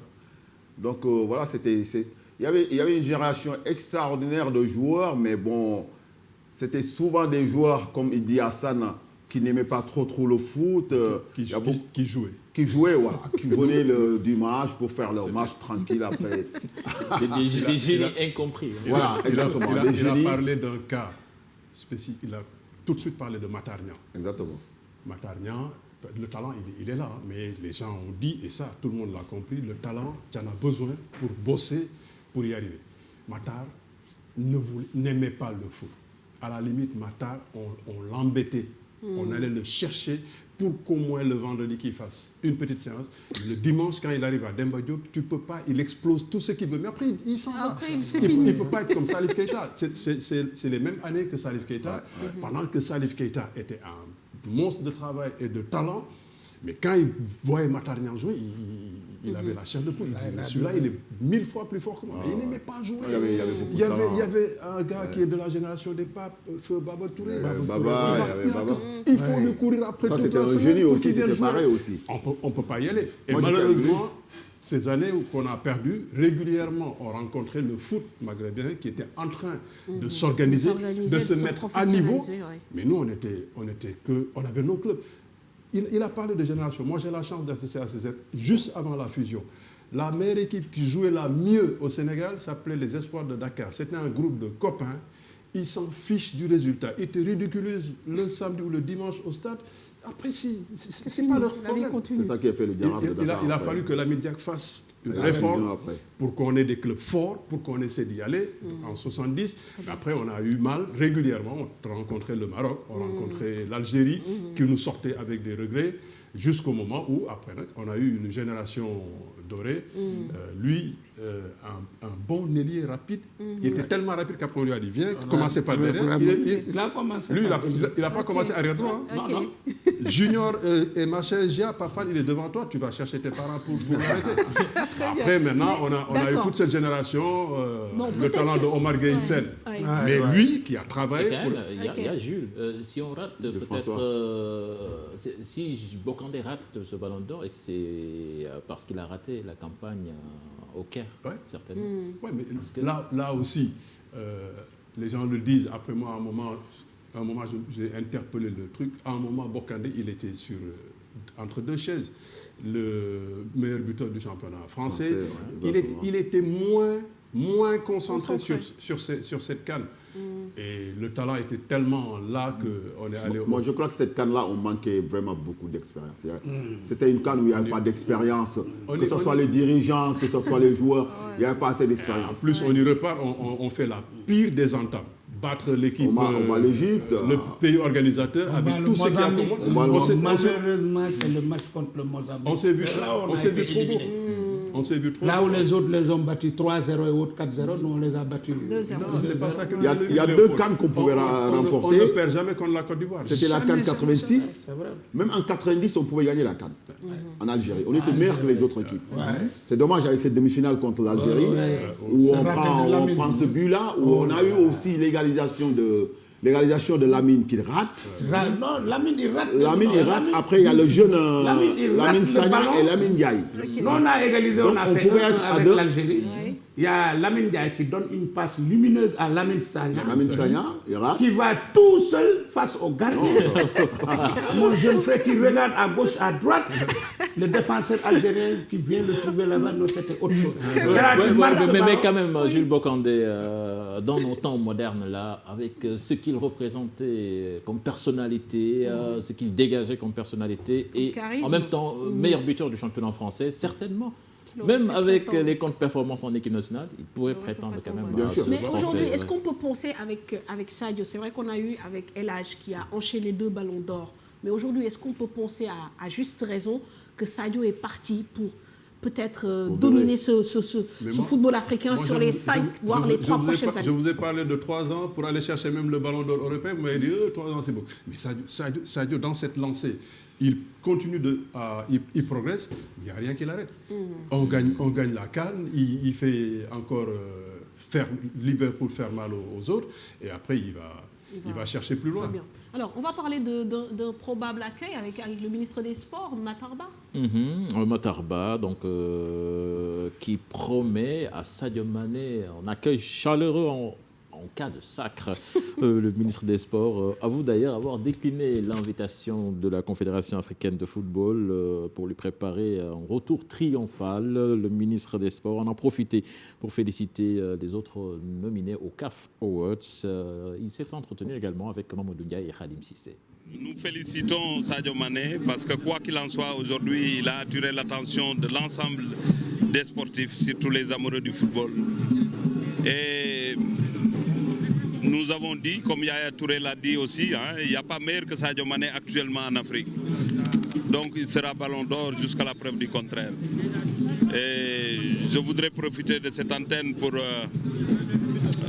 réitérer en tout cas la réponse polie que j'ai donnée à la CAF qui m'avait invité pour cette cérémonie. Mais vu le temps court et nous pensons que Sadio Mané mérite d'être reçu avec tous les honneurs au Sénégal, j'ai préféré rester pour aller à l'aéroport et attendre Sadio Mané avec le trophée, le ballon d'or. Et je pense que c'est le peuple sénégalais qui sera fêté. Parce que c'est un de nôtres qui est aujourd'hui un exemple. Dans le football, il n'y a pas mieux que l'honneur. Aujourd'hui, Sadio Mané qui est un Sénégalais, avec une équipe qui est pendant plus de 14 mois première équipe africaine, 20e mondiale pour une première fois. Si on a notre ballon d'or qui est un Sénégalais comme nous, cela veut dire que tous les Sénégalais aujourd'hui ont leur part de plaisir et d'honneur. Il faut le quantifier de cette manière. Je pense que tout ce qui vend dignement l'image du Sénégal mérite respect et mérite considération pour l'ensemble de nos compatriotes. Oui, effectivement, nous aurons l'occasion aussi de parler de la nomination du sélectionneur Aliou Cissé et également de l'équipe nationale comme équipe de l'année. Mais Léopold, votre présence ici aussi est justifiée par le fait que le 12e Gaïndé est présent au Caire, en la personne notamment de Issa Laye, qui est le président de votre association, et que vous également, vous comptez vous mobiliser le mercredi pour accueillir Sadio Mané, Inch'Allah. Bon, c'est dans une suite logique de ce que nous avons toujours fait depuis la création de notre structure. Notre slogan est tellement révélateur. Le Sénégal d'abord. Donc c'est l'association des supporters des équipes nationales du Sénégal. Nous sommes au basket, au handball, au volleyball, dans toutes les disciplines. Donc je pense que c'est un geste qu'il faut saluer, que le peuple sénégalais doit saluer, que les supporters se préparent, se mobilisent et quittent le Sénégal pour aller assister à la remise du Ballon d'Or. Avec déjà une très grande banderole qui a été faite pour l'occasion, avec la photo du gosse, avec le maillot du Sénégal et celui de Liverpool. Donc je le vois déjà, je l'imagine, son nom cité dans la salle, je le vois devant le pupitre face à la foule, à tout ce monde-là. Les premiers mots et voir juste derrière qu'il y a une banderole déployée à son honneur, en tant qu'une fierté nationale, une fierté de tout un peuple. Je pense que c'est là qu'il faut saluer aussi cette initiative du 12e Gaïndé par sa personne morale, en l'occurrence Issa Laye Diop. Ils sont arrivés actuellement au Caire, donc ils seront peut-être demain dans la salle, parce que c'est quelque chose de formidable. Et ensuite, le reste de la troupe, ici, c'est une très grande mobilisation pour le retour, comme on dirait l'autre, l'écrivain, le retour de l'enfant prodige. Donc, il y a tout le 12e Gaïndé qui est mobilisé. On a déjà mobilisé tout le monde. Toutes les régions arrivent demain à Dakar. Inch'Allah. Voilà, donc il y a quelqu'un qui gère tout cela, parce que Ziguinchor, Kolda, Tamba, Thiès, Louga, Kaolack, tout le monde sera là à Dakar. Et vous allez voir une mobilisation exceptionnelle. Super. De l'aéroport jusqu'au grilles du palais. D'accord, donc vous allez le chercher à l'aéroport. On va le Mais est-ce que chercher vous à connaissez l'aéroport. l'heure d'arrivée? Parce que là où il y a... Ce qui est sûr, non, c'est-à-dire qu'on travaille avec le DAGE du ministère des Sports, que nous remercions au passage, parce que c'est grâce à lui que la délégation a pu se déplacer. Donc on aura l'heure, parce que je crois savoir, d'après les premières informations, que ça doit voyager par jet privé. Effectivement. Et on suppose peut-être que je me dis, peut-être qu'à la fin de la remise, peut-être qu'il va quitter directement pour venir. L'idéal aurait été maintenant que les gens viennent ensemble. C'est ça qui ferait la chose. Mais l'un dans l'autre, il faut déjà être à l'aéroport. Parce que Manfat, vous l'avez vu tout de suite, on a vu tout de suite le reportage avec Laye Diaw. On n'a qu'un seul Sénégalais qui a été double ballon d'or africain, c'est El Hadji Diouf. On aurait pu l'avoir avec Jules-François Bocandé, comme l'a dit Cheikh. Moi, j'ai trouvé qu'à l'époque, c'était une injustice qui a été faite à la personne de Feu Bocandé. Donc aujourd'hui, avoir Sadio Mané sur le toit de l'Afrique, vraiment, ça doit être une fête pour le football sénégalais. Ça doit être une fête pour le peuple sénégalais. Parce que c'est un honneur de porter haut les couleurs de ce pays-là. Maintenant, on espère que en 2021, qu'on nous amène la Coupe d'Afrique. Enfin, le trophée africain. Enfin, oui. Alors, Hassan, pour vous, l'accueil populaire, c'est quelque chose de normal.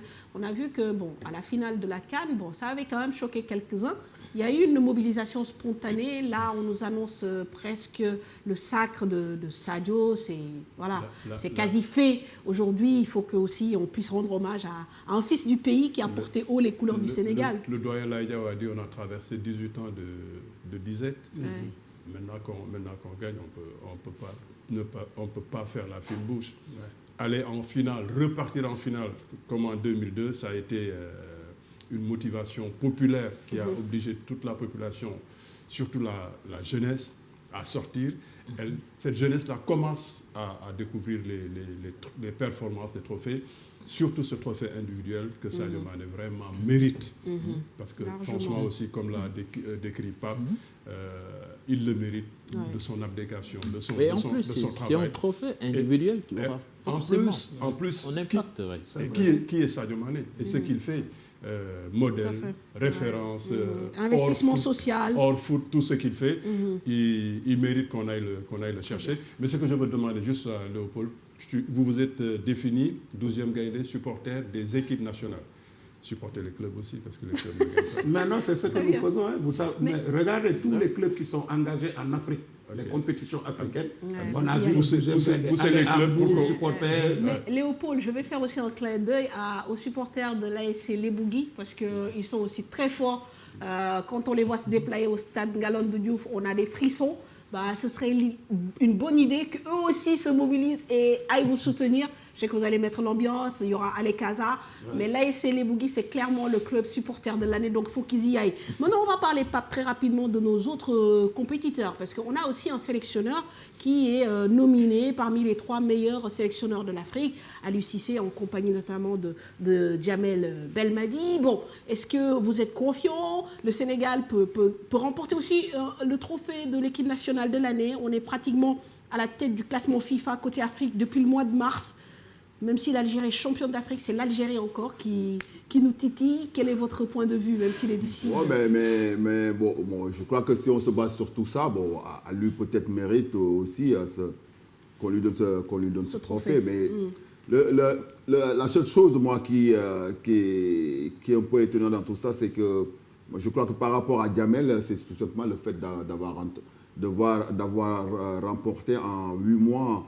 En 8 mois d'équipe, d'avoir rapporté cette canne-là, c'est là où le bas blesse. Le problème qui se pose par rapport à nous, c'est que nous, on est beaucoup plus sur des matchs gagnés que sur des trophées. Le problème, il est là.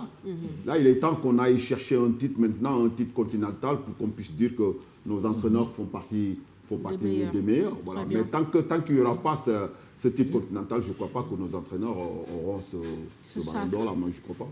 Alors, Hassan? Ça va être un peu plus compliqué parce que il y a eu ce paramètre où on les a mis côte à côte, les 2 enfants de Champigny, les 2 sélectionneurs qui reviennent pour prendre les sélections locales. Source, et pendant qu'on les regarde vis-à-vis, Djamel le bat 2 fois. Lui est numéro 1 africain depuis des lustres. Lui aussi, depuis qu'il est là, le Sénégal ne fait que progresser.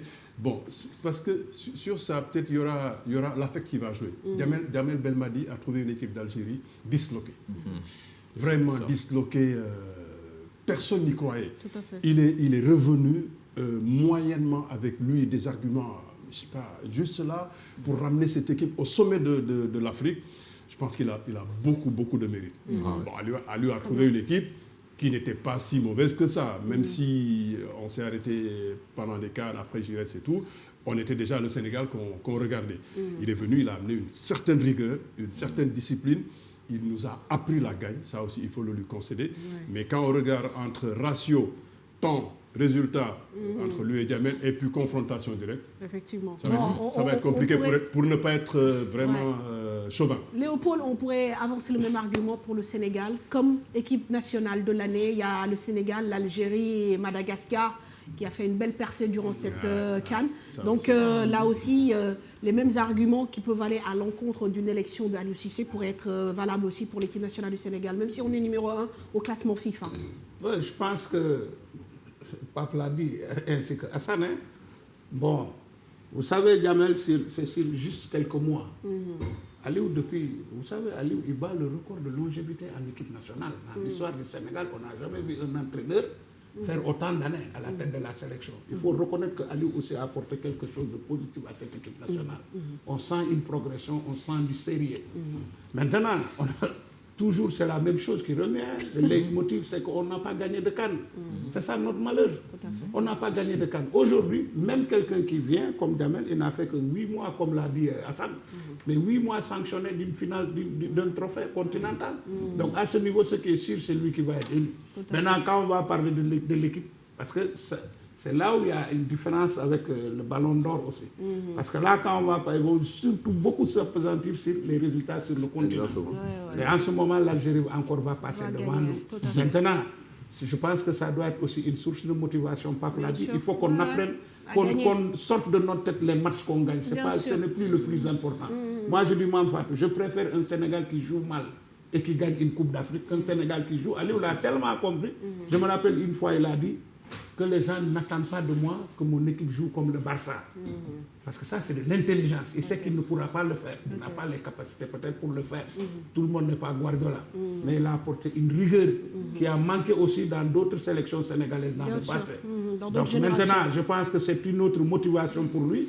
Il a une Coupe d'Afrique et il a une Coupe du Monde dans son contrat. Espérons que que 2021 soit l'année du Sénégal. Très bien. Si jamais avec le trophée de Ballon d'Or, c'est encore une motivation supplémentaire. Mais évidemment, bien sûr. On est motivé. Voilà, on sera sur une dynamique aussi, comme les Liverpool, comme d'autres le sont. Je pense que nous avons fini de faire le tour sur ce Ballon d'Or africain. En tout cas, ça a été un énorme plaisir pour moi, Hassan, Pape, Léopold, de partager ces moments avec vous. Je pense que c'est un plaisir partagé aussi par Cher. Mais bon, avant de vous redonner un dernier mot, je vous propose de suivre un reportage donc, à la rencontre d'un milieu de terrain talentueux, formé à Marseille. Il a fait l'essentiel de ses armes en Italie, entre Udinese, Chievo et surtout le Parme FC, où il a marqué 36 buts de la Série D à la Série A. Il s'appelle Yves Baraï, car il garde bien sûr dans un coin de sa tête l'équipe nationale du Sénégal, qu'il espère rejoindre prochainement. Reportage Mamadou Ndiaye, Hamza Diallo.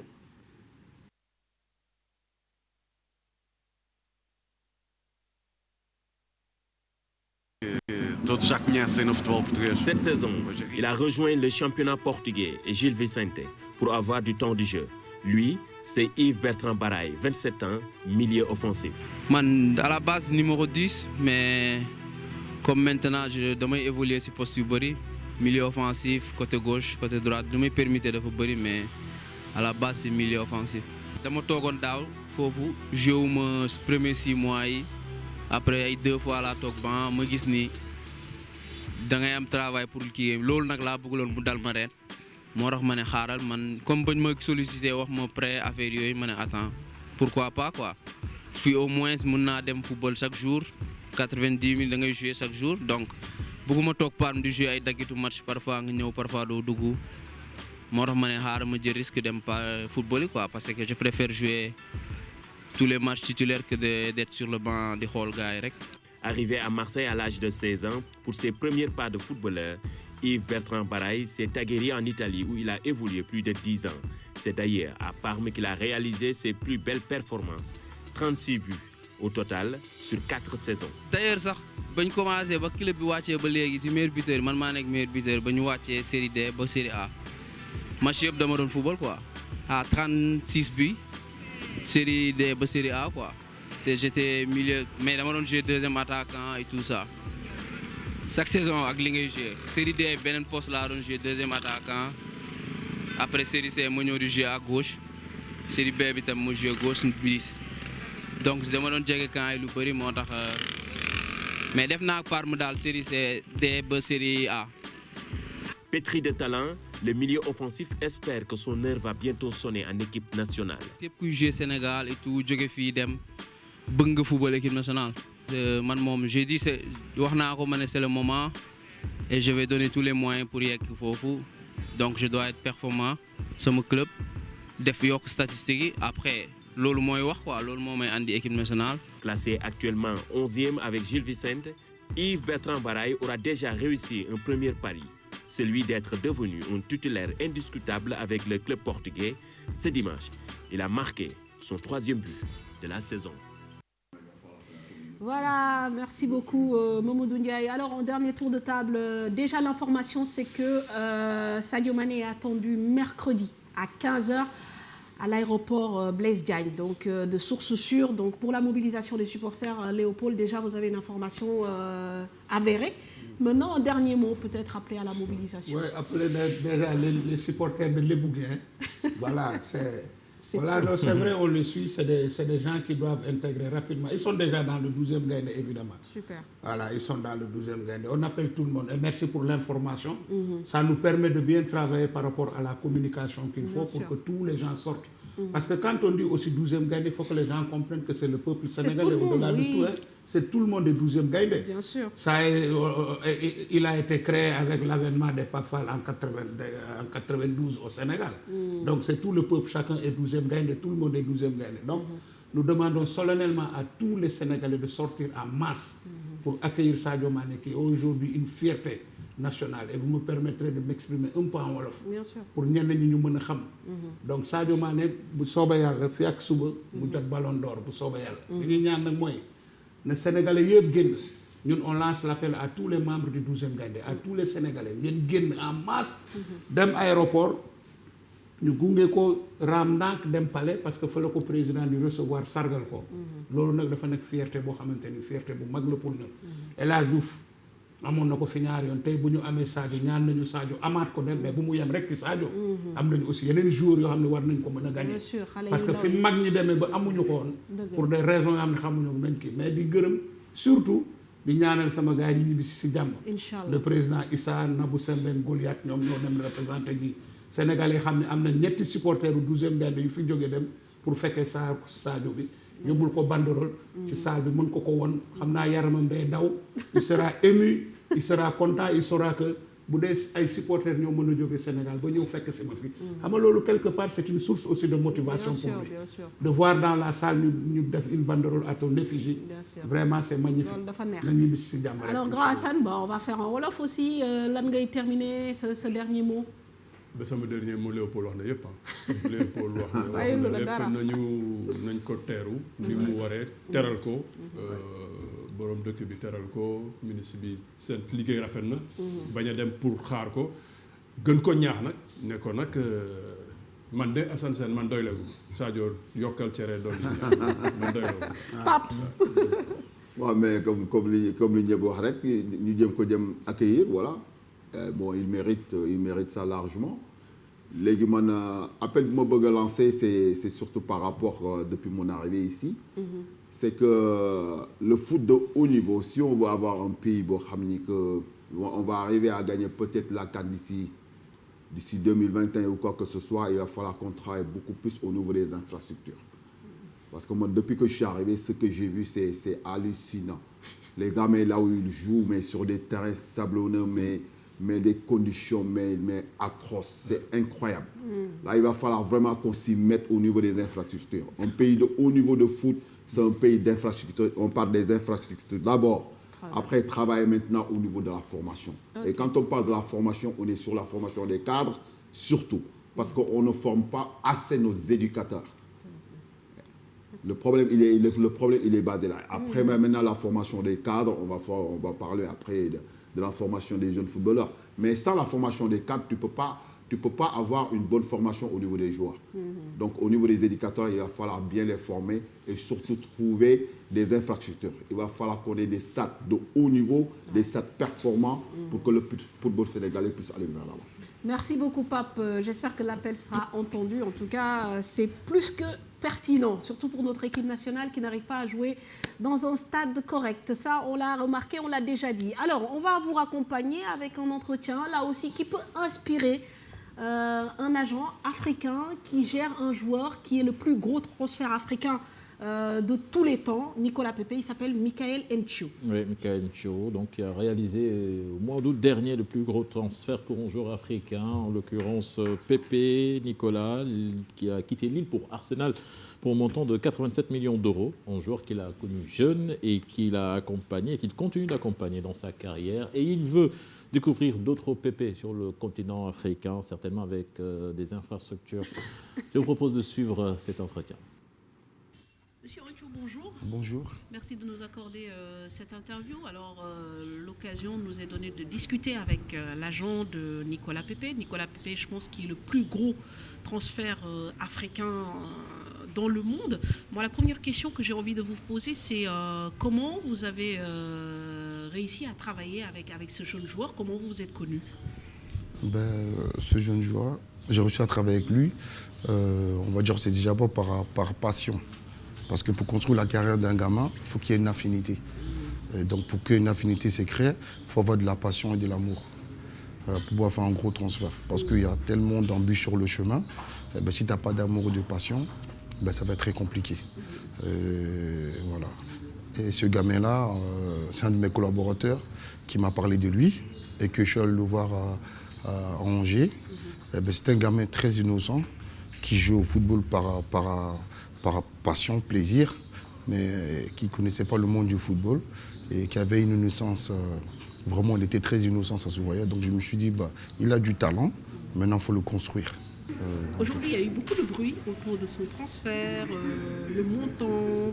Comment vous avez réussi à gérer, en tout cas, comment vous essayez de gérer cette pression au quotidien, puisque d'ailleurs les attentes en termes de football aussi sont énormes? Franchement, c'est pas facile.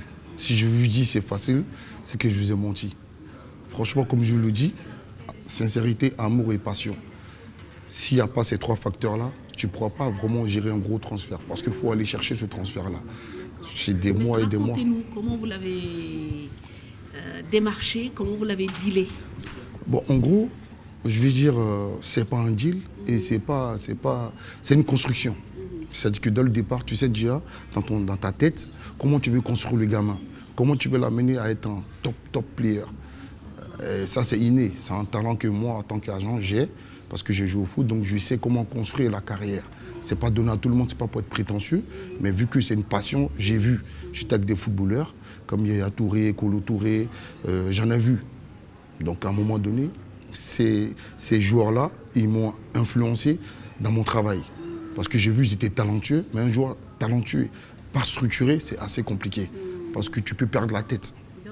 Personne n'a l'abri de ça. Donc moi, il fallait le construire. Et le construire, c'est-à-dire qu'il fallait prendre des risques. Parce que tu ne peux atteindre le très haut niveau sans risquer certaines choses. Parce que c'est des défis à chaque fois. C'est-à-dire que pour risquer, le gamin, il est en Ligue 1, tu l'amènes à National, à Orléans, tu prends un risque. Ça, il peut se casser les dents. Tu dis, c'est jamais, il n'a jamais joué à National. Mais toi, tu risques parce que tu vois où tu veux l'amener. C'est-à-dire que tu l'amènes dans le dur pour qu'il comprenne c'est quoi le football. Techniquement, il est bon, mais physiquement, il faut qu'il prenne des coups pour s'endurcir. Et savoir reculer pour mieux avancer. Et que mentalement, qu'il soit costaud aussi. Dire que, quelle que soit la difficulté de tout ce qui se passe autour de moi, il y a des matchs assez difficiles où on met des coups, mais il faut que je sois décisif dans ce match-là.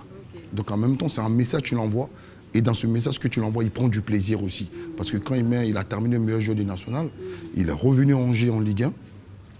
Il a joué il a fait ce qu'il avait à faire. Et après, en gros, j'ai réfléchi avec mes collaborateurs. Et je me suis dit, bon, trop tôt à l'étranger, tu vas le tuer. C'est pas une histoire d'argent, honnêtement. C'est pas une histoire d'argent. C'est pas vraiment de voir ton gamin aller de nulle part à un point B. Vraiment, c'est un plaisir et c'est une fierté pour moi, personnellement. Donc, tu prends le temps de la construction. Donc, il s'est passé comme ça. Donc, on a réfléchi, on a vu le projet lillois. J'avais Lyon qui le voulait.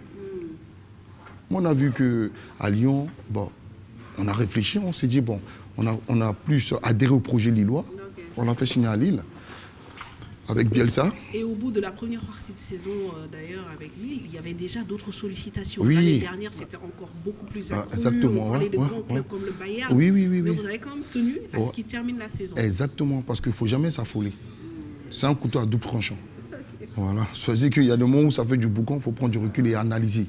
Faire le point par point, où tu mets les pieds, si c'est un sable mouvant ou pas, ou c'est dur. C'est-à-dire que quand tu réfléchis, tu analyses tout et tu te dis, le gamin, si je le mets là, avec ce groupe-là, avec ce club-là, avec le coach qu'il y a, est-ce qu'il pourra s'adapter? Est-ce que le coach pourra l'accompagner? Est-ce que le directeur sportif, l'équipe, toute organisation pourra être autour de lui pour qu'il puisse vraiment épanouir et pouvoir exploser? Donc tu analyses tous ces facteurs-là. Tu ne mets pas le matériel d'abord devant. Ça, c'est en deuxième plan. Mais en premier plan, c'est ça, d'abord. C'est-à-dire que c'est l'amour, la passion. L'enfant, tu dis, c'est comme mon fils, c'est comme mon frère, ses parents, c'est comme mes parents. Donc j'aurais voulu faire quoi pour mon propre enfant? Voilà. Et pourquoi Arsenal, justement, par rapport à d'autres clubs tout aussi huppés? Ouais, Arsenal, franchement, c'est un projet pour lui. C'est pas un top club, un club intermédiaire qui est top. Si les choses se passent super bien et qu'il explose, il peut faire comme Thierry Henry. Donc c'est ces joueurs-là qui m'ont influencé et voir leur progression. J'ai vu pas mal de joueurs aller à Arsenal, progresser, travailler et exploser d'Arsenal et après aller ailleurs ou continuer quoi. Mais Michael, est-ce que Arsenal aujourd'hui ne connaît pas un coup de moins bien par rapport au stade, par rapport aux performances? Arsenal n'arrive même plus à se qualifier pour la Ligue des Champions. Est-ce que réellement vous pensez que c'est un club qui peut le faire progresser? Exactement, parce que c'est dans la difficulté qu'on apprend. Si tout est facile, il va plonger, surtout dans le foot. Donc il faut qu'il apprenne de ça. Et que demain, quand Arsenal, parce que ça ne va pas rester infiniment comme ça va changer. Parce qu'ils vont mettre des choses autour. Et là, il apprend dans le dur. Sa première saison, c'est important. Parce que quand tout est facile, tout est beau, tu crois que ces jeux viennent facilement. Ben là, s'il va chercher, dans soi, il va apprendre. Toute difficulté, on apprend avec. Et comment il vit le fait que les supporters aient tendance un peu à critiquer en disant que voilà, on l'a payé cher, pour le moment il ne marque pas beaucoup de buts, je crois qu'il en a mis que 4 depuis le début de la saison.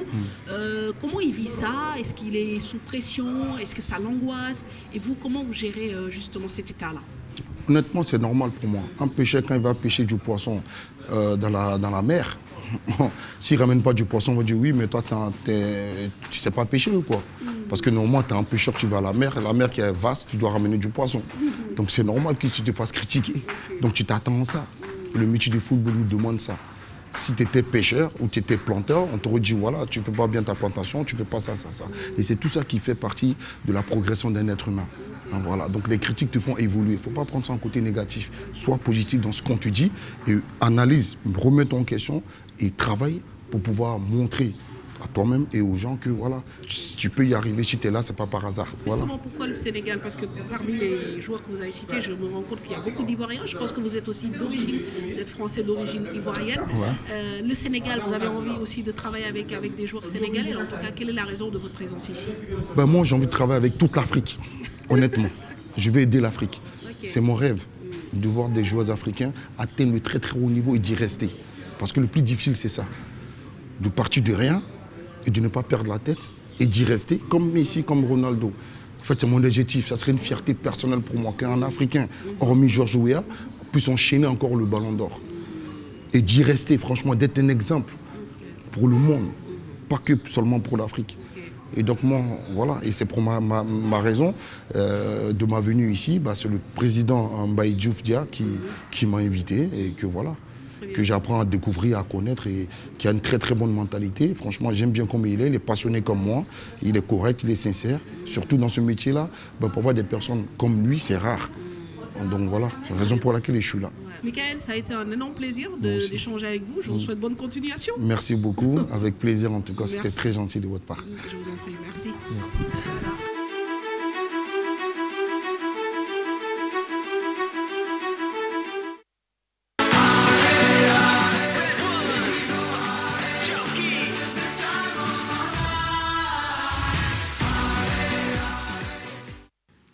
Bonsoir. Bonsoir, Mam, bonsoir, cher, bonsoir aux téléspectateurs, mes meilleurs.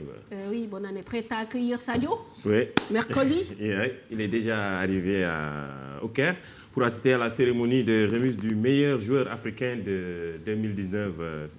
La cérémonie se déroulera demain au Caire. Déjà, il est au Caire pour la cérémonie qui va se dérouler à Ourdada, à 450 km du Caire. Très bien. Alors, on a aussi le soutien annoncé des légendes sénégalaises sur place, Diomansi, Kamara, qui annoncent les couleurs. Déjà, une bonne ambiance au Caire, le Sénégal bien représenté par le trio Diouf, Fadiga et Diomansi d'ailleurs. Diomansi qui a publié une photo sur son compte Facebook pour annoncer la couleur avant le sacre de Sadio Mané demain. Voici son message, je cite, « Petit match de gala sous les pyramides avant la grande cérémonie de demain. Nous sommes là pour soutenir notre petit frère Sadio Mané. Le reste de la délégation arrive demain. Diouf, double ballon d'or. Fadiga, gaucher magique. » Ne cherchez pas à diviser ce qui nous unit. Voilà. Alors, on va parler toujours de Sadio Mané. Décidément, il est partout, au Caire, à Liverpool. La vidéo de Mané qui fait le buzz en Angleterre. Sur le banc lors du match de FA Cup contre Everton, Sadio Mané a fait le buzz avec sa célébration lors du but de Liverpool, le but marqué par le jeune Curtis. Regardez sa réaction.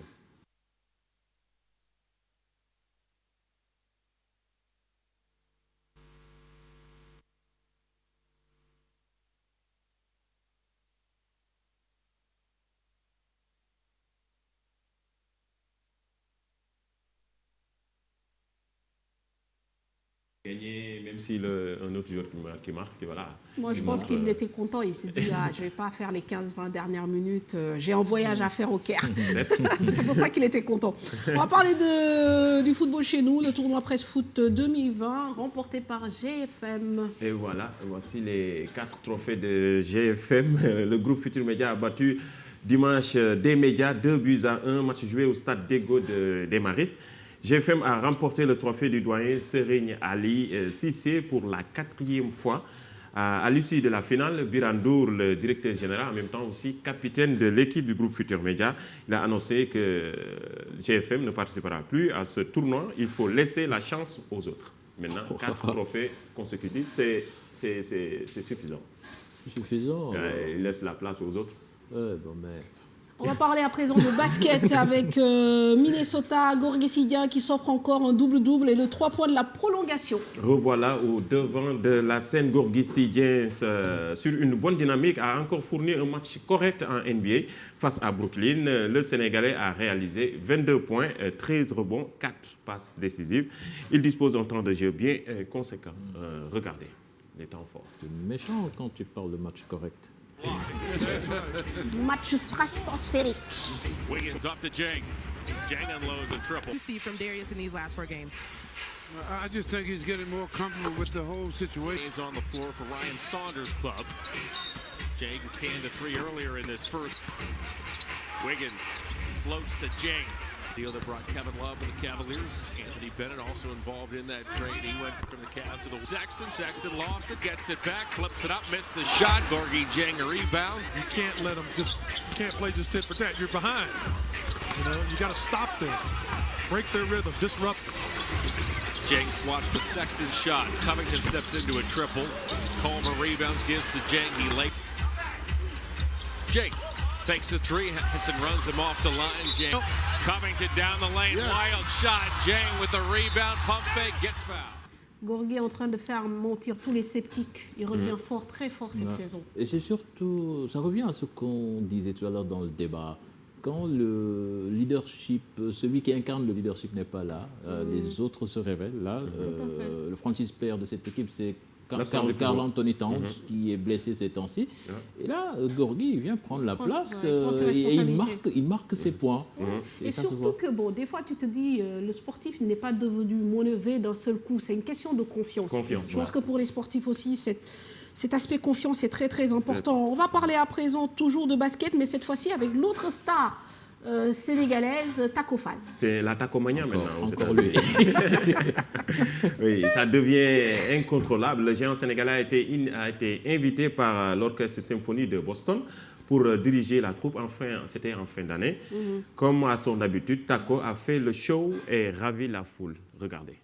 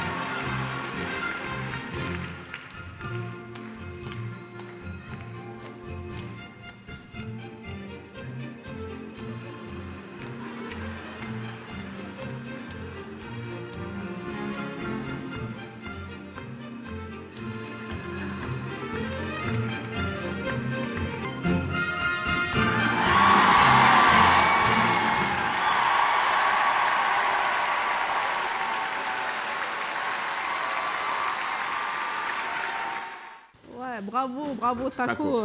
En plus d'être grand et talentueux, il a le sens de l'humour. C'est parfait. Ouais, et puis, retenez que, je sais pas, on a ouvert la semaine passée le vote pour les All-Star Games. Et lui, il ne joue pas en NBA, il est très bien placé pour participer à ce... En tant que rookie, peut-être Non, même pas en tant que rookie, c'est en tant que All-Star Game. Je pense qu'au dernier moment, il était entre la 6e et la 7e place à l'Est. Mieux placé actuellement. Bon, mais je ne sais pas si le règlement de la NBA va l'autoriser ou pas, mais si on se limite au choix des supporters, il sera All-Star sans être un vrai joueur de NBA. Et les votes sont libres, je pense, sur www.nba.com. Donc vous voulez inviter les Sénégalais à aller voter pour Tacko Fall. Oui.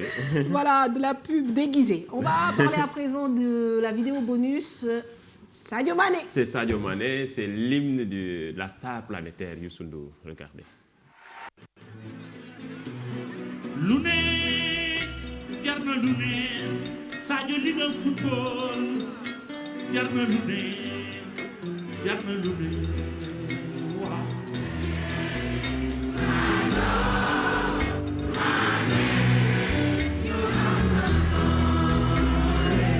Bismillah ñuy detti door delu sakku ñaan di ñaan Yàlla mu nangul nu lépp luñ ko ñaan Ballon d'or bi fi amoon keroog mënoon na ko jël kon nag nañu ànd ñaan bi di ñëw mu indil ko